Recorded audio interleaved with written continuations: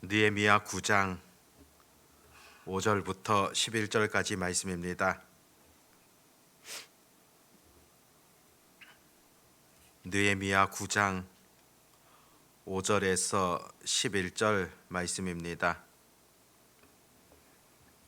복 있는 사람에서는 5절 하반절부터 되어져 있는데 5절 앞부분부터 우리 같이 보도록 하겠습니다. 우리 같이 하나님 말씀 읽도록 하겠습니다.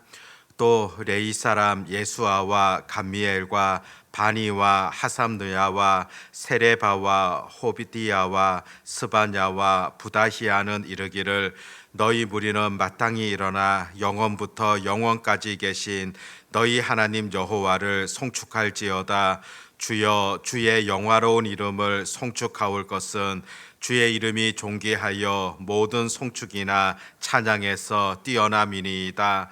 오직 주는 여호와시니라. 하늘과 하늘들의 하늘과 일월 성신과 땅과 땅 위의 만물과 바다와 그 가운데 모든 것을 지으시고 다 보존하시오니 모든 천군이 주께 경배하나이다. 주는 하나님 여호와시라. 옛적에 아브라함을 택하시고 갈대아 우르에서 인도하여 내시고 아브라함이라는 이름을 주시고 그의 마음이 주 앞에서 충성됨을 보시고 그와 더불어 언약을 세우사 가나안 족속과 헷 족속과 아모리 족속과 브리스 족속과 여부스 족속과 기르가스 족속의 땅을 그의 씨에게 주리라 하시더니 그 말씀대로 이루셨사오매 주는 의로우심이로소이다. 주께서 우리 조상들이 애굽에서 고난 받는 것을 감찰하시며 홍해에서 그들의 부르짖음을 들으시고 이적과 기사를 베푸사 바로와 그의 모든 신하와 그의 나라 온 백성을 치셨사오니 이는 그들이 우리의 조상들에게 교만하게 행함을 아셨음이라. 주께서 오늘과 같이 명예를 얻으셨나이다.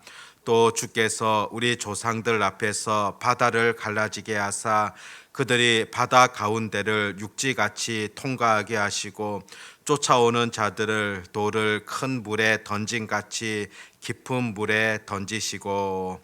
아멘.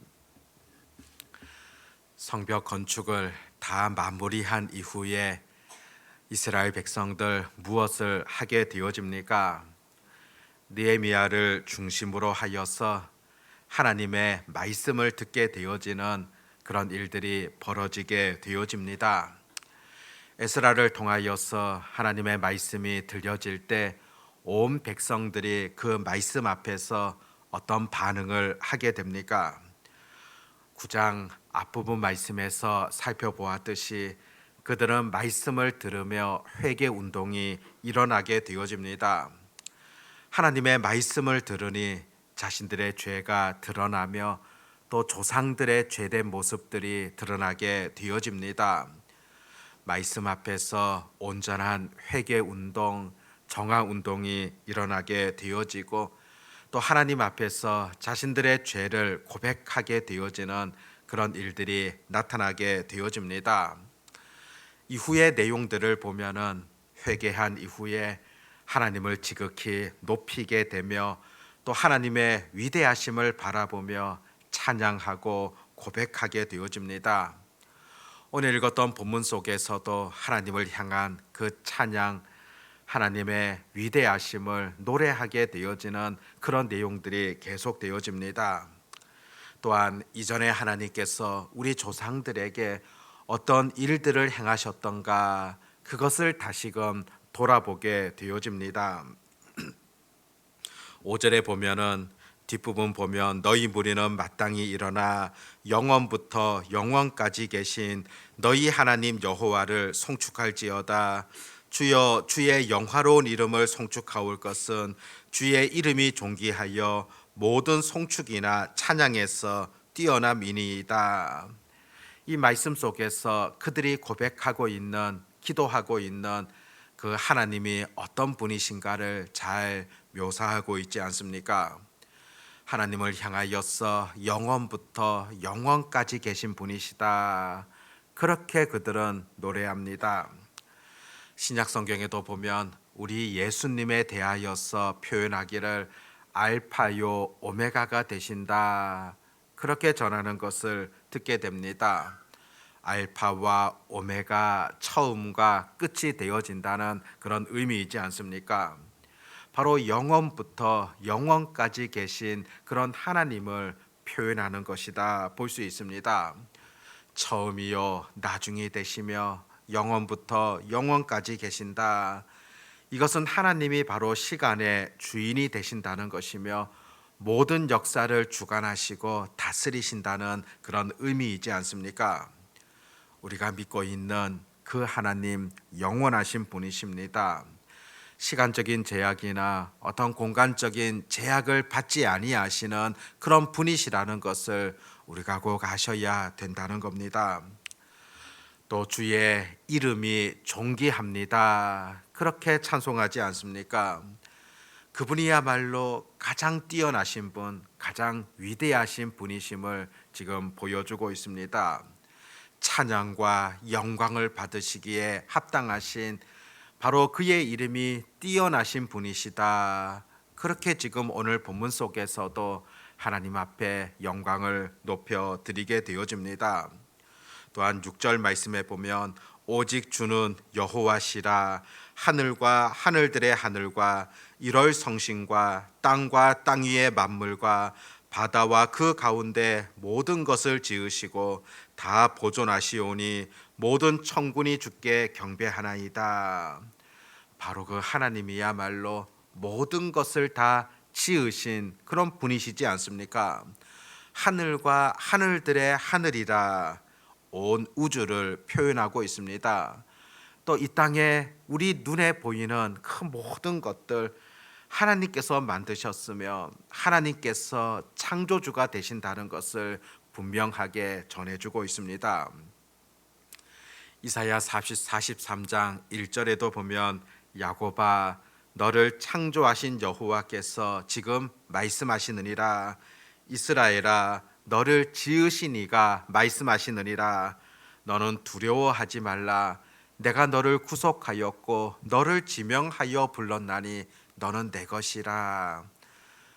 두려워하지 말라. 그렇게 말씀하시면서 하나님께서 전해주셨던 것은 바로 창조주 하나님이시라는 것을, 내가 너를 만드신 분이시라는 것을 강조하며 그렇게 두려워하지 말라 전해주고 있지 않습니까? 창조하신 분이시라고 한다면은, 나를 만드신 분이시라고 한다면은 얼마든지 나를 이끄시며 또 여전히 인도하시며 더 좋은 방향으로 안내하신다는 것을 우리가 분명 바라보고 있지 않습니까? 창조하신 분이시라고 한다면은 모든 것이 다 가능하신 그런 분이시지 않겠습니까? 이 모든 만물과 우주를 만드신 분이시라고 한다면은 그 어떤 일도 가능하신 전능하신 그런 하나님이시지 않습니까? 오늘 말씀 속에서도 그분이 바로 온 우주를 만드셨다는 것을 보여주고 있습니다. 그런데 그뿐만이 아니라 그분께서는 모든 것을 지으시고 다 보존하시오니, 그런 표현들도 한번 주목해 보십시오. 창조하셨을 뿐만이 아니라 그것들을 여전히 보존하고 계신다, 다스리며 인도하고 계신다, 그렇게 전해주지 않습니까? 질서가 유지되어지도록 늘 섭리하고 계신다는 것을 의미하고 있습니다. 적당한 그런 예는 아닌 것 같지만은 한 예를 생각한다면은 사람들이 어떤 무엇들을 만들었다고 생각해 보십시오. 그 만든 이후에 또 계속적으로 그것을 관리하는 그런 측면도 있지 않습니까? 그런데 어떤 경우에는 만드는 것보다도 관리한다는 것, 이것도 상당히 힘들고 또 더 어려운 그런 점들도 있다는 사실들을 우리가 보게 되어집니다. 하나님께서 온 우주 만물을 만드셨을 뿐만이 아니라 여전히 지금 또 보존하고 계시다는 것을, 여전히 지금 또 다스리시며 인도하고 계시다는 것을 분명 우리가 놓치지 마셔야 된다는 것입니다. 7절 말씀부터 보면은 그 이스라엘의 조상들을 통하여서 하나님의 인도하심 또 하나님의 이끄심을 바라보면서 그들은 또다시 하나님을 찬양하게 되어집니다. 7절에는 주는 하나님 여호와시라 옛적에 아브라함을 택하시고 갈대아 우르에서 인도하여 내시고 아브라함이라는 이름을 주시고 그들의 믿음의 조상이었던 아브라함을 불러주셨던 그런 내용들을 기록합니다. 하나님께서 아브라함을 택하셨다 그렇게 말씀합니다. 그리고 8절 말씀부터 보면은 아브라함과 언약을 맺으시는 그런 내용들이 나타나고 있습니다. 그런데 아브라함의 무엇을 보시고서 하나님께서 그 언약을 체결하셨습니까? 8절에 보니까 그의 마음이 주 앞에서 충성됨을 보시고 그와 더불어 언약을 세우사 하나님께서 그 아브라함의 충성됨을 보셨다. 주 앞에서 충성됨을 보았다. 그렇게 본문에서는 기록하고 있습니다. 지난번에도 우리가 살펴보았지만은 이 충성이라는 단어 어떤 상황 속에서도 흔들리지 아니하는 그런 마음이다. 그렇게 살폈습니다. 어떤 여건과 환경 속에서도 온전히 하나님만 바라보게 되어지는 흔들리지 아니하는 그와 같은 상태 바로 충성이라 볼 수가 있습니다. 하나님께서 아브라함 속에 있는 그 충성 그 마음을 보시고 하나님과 언약을 체결하셨다는 것입니다. 이 언약이라는 것 바로 아브라함의 후손을 통하여서 씨를 통하여서 가나안 땅을 주시겠다는 그런 약속입니다. 물론 그 약속과 더불어 궁극적으로는 아브라함의 후손을 통하여서 메시아 대신 예수님께서 오신다는 그런 의미 또한 우리가 살펴볼 수 있습니다. 그런데 성경을 보면은 하나님은 늘 그 약속에 있어서 신실하신 분이시라는 것을 늘 우리가 성경 속에서 깨닫게 되어집니다. 약속하신 것을 반드시 이루신다는 그런 의미입니다.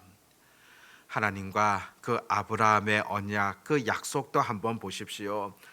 사실 일방적으로 하나님께서 아브라함에게 은혜를 주시겠다 그렇게 말씀하셨는데 사실 아브라함 편에서 본다면은 신실하지 못했던 점들 분명 있었다고 볼 수 있습니다. 약속의 아들 기다리지 못하고서 하갈을 통하여서 이스마엘이라는 그런 아들을 낳지 않습니까? 애굽에 이르러서는 거짓말을 통하여서 아내 사라를 빼앗기게 되어지는 그런 일들도 겪게 되어집니다. 이와 같은 일들이 그대로 이루어졌다고 한다면 약속의 씨를 얻는 데는 어려움이 있지 않겠습니까?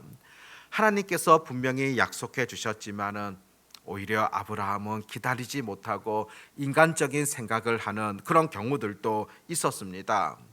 아브라함은 실패했던 부분이 있었지만 그래도 하나님께서는 신실하게 그 약속을 이루어 가셨던 것을 분명 보게 되어집니다. 사라를 통하여서 이삭이라는 아들을 허락해 주셨고 아내를 빼앗겼지만은 다시금 찾도록 절대적으로 하나님께서 이끄셨음을 보게 되어집니다. 왜냐하면 하나님은 약속해 주셨기 때문입니다. 그 약속에 있어서 신실하신 분이시기 때문에 그 약속을 끝까지 이루시는 그런 하나님의 역사들을 우리들은 분명 보게 되어집니다. 가나안을 주시겠다는 그 약속 구체적으로 어떻게 이루어지는가요? 9절 말씀부터 기록이 되어져 있습니다.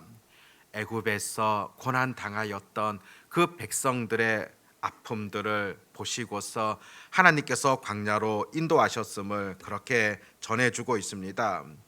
특별히 9절 말씀을 보면은 주께서 우리 조상들이 애굽에서 고난 받는 것을 감찰하시며 홍해에서 그들의 부르짖음을 들으시고 애굽에서 고난 당하심을 감찰하셨다. 이 감찰하시다는 이 단어를 보면은 다른 것에 시선을 빼앗기지 아니하고 오직 그곳만에 주목한다 그런 의미를 갖고 있거든요. 하나님께서 그 백성들의 고난 당하심을 감찰하셨다 그렇게 바라보고 계셨다는 것을 그들의 고통을 안타까운 마음으로 그렇게 보셨다는 것을 뜻하고 있는 그런 말씀입니다. 그들의 그 아픔을 감찰하신 하나님, 시편 11편 말씀에도 보면은 다윗이 고난 가운데 적었던 그런 시편의 말씀인데 그 말씀 속에서도 우리에게 교훈하는 바가 있습니다. 시편 11편 1절에 보면은 내가 여호와께 피하였다. 그런데 내 영혼이 새같이 내 산으로 도망하라 함은 어찌함인가. 지금 자신은 고난으로 인하여서 고통당하며 절망 가운데 있는데 사람들은 자꾸 자기 곁을 찾아와서 하나님을 떠나고 산으로 도망가라 그렇게 말하는 것입니다. 다윗은 자신의 고통을 터가 무너지는 것과 같다 그렇게 표현합니다. 터가 무너지는 것과 같은 그런 고통 속에서 사람들마저도 오히려 자기에게 그냥 도망치라 그렇게 말하고 있지만은 다윗은 어떤 고백을 합니까? 시편 11편 4절에 보면 여호와께서 성전에 계시고 여호와의 보좌는 하늘에 있으며 그의 눈이 인생을 통촉하시고 그의 안목이 그들을 감찰하시도다. 하나님께서 통촉하시며 감찰하신다는 그런 표현을 사용하고 있습니다. 여기서도 이 감찰한다는 표현 자체가 그 다윗의 어려운 삶들, 고난의 삶들, 그것을 뚫어지게 하나님께서 쳐다보아 주시고 전적으로 하나님께서 이끄시는 그런 길들을 하나님 보여주신다는 것입니다. 오늘 본문 속에서도 이스라엘 백성들 고난 당할 때 하나님께서 감찰하신다. 그들의 고난을 외면하는 것이 아니라 하나님께서 더 큰 관심을 가지시고 그들을 돌보아 주신다는 겁니다. 결국 하나님께서 그 고난 당하시는 그들을 애굽 땅에서 광야로 인도하시고 또 궁극적으로 가나안 땅으로 이끌어 가셨던 그런 여정들을 볼 수 있지 않습니까? 홍해 앞에서 그들이 하나님께 부르짖을 때 하나님께서 사람들이 생각할 수 없었던 홍해가 갈라지게 되어지는 그런 역사 또한 보여주지 아니하셨습니까?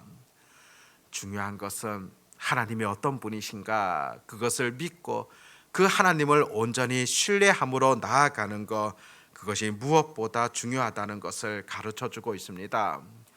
오늘 본문의 말씀을 통하여서 다시 한번 우리가 믿고 있는 그 하나님, 창조주 하나님이십니다.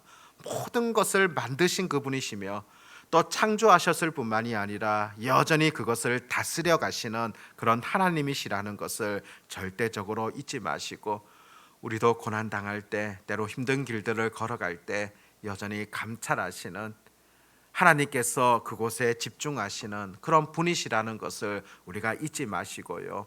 그런 상황 속에서도 우리를 창조하시고 다스리시는 그 하나님 앞에 온전히 아뢰일 수 있는 또 기도로 구할 수 있는 그런 은혜들이 우리의 삶을 통하여서도 온전히 나타날 수 있기를 진심으로 소망합니다. 기도하도록 하겠습니다. 아버지 하나님, 영원히 찬송을 받으시기에 합당하신 아버지 하나님, 온 우주 만물을 창조하셨을 뿐만이 아니라 모든 세계를 다스리신다는 것을, 인도하신다는 것을 분명하게 우리가 깨닫게 되어집니다. 우리 또한 하나님께서 만들어 주셨고 우리 또한 하나님께서 보호하시고 이끄신다는 사실들을 잊지 아니하는 그런 은혜가 있게 해 주시기를 간절히 소망합니다. 그의 백성들이 고난 당할 때 감찰하시는 그런 하나님이십니다. 그 영혼의 아픔들에 대하여서 외면치 아니하시고 지극히 사랑의 마음을 가지고서 바라보시는 하나님의 시선이 있다는 사실들을 꼭 우리가 잊지 않게 하여 주시기를 간절히 소망합니다. 그 하나님 앞에, 창조주 하나님 앞에, 전능하신 하나님 앞에 우리도 어떤 상황 속에서도 그 하나님을 의지하며 믿음으로 나아가고 또 늘 그 전능하신 하나님 앞에 기도로 나아갈 수 있는 그런 하나님의 백성들이 되게 해 주시기를 간절히 소망합니다. 아버지 하나님, 또 세상에서 한 주를 시작하게 되어집니다. 이번 한 주간의 모든 삶 속에서도 하나님께 영광이 되어지고 또 주변의 모든 사람들에게 선한 영향력을 끼치게 되어지는 그런 은혜, 그런 결단의 삶이 되게 하여 주시옵소서. 오늘도 부르짖는 자들 가운데 주께서 은혜를 베풀어 주시옵시고 또 사람이 알 수 없었던, 생각할 수 없었던 그와 같은 방법으로 이끄시는 하나님의 손길들을 꼭 체험케 해 주시기를 간절히 소망합니다.